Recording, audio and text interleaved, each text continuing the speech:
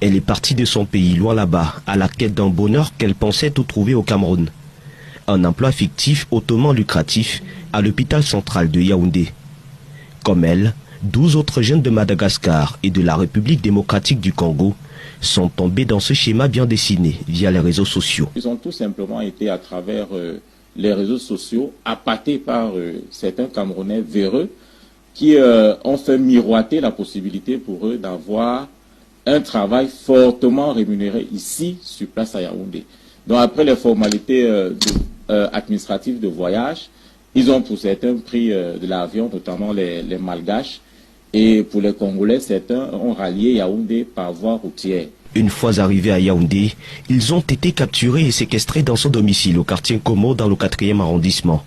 Ils y auront passé environ 5 mois d'esclavage, sans le moindre soupçon du voisinage. Si on aurait su un seul instant que des gens étaient là, on allait alerter la gendarmerie.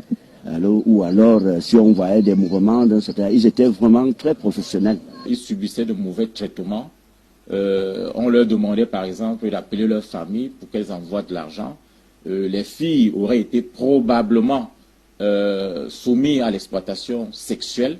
De toutes les façons, les enquêtes qui sont en train d'être conduites, nous édifierons là-dessus. Sauvés par la gendarmerie nationale grâce à des renseignements, les otages ont été conduits au centre médical du secrétariat d'État à la Défense pour vérification de leur état de santé.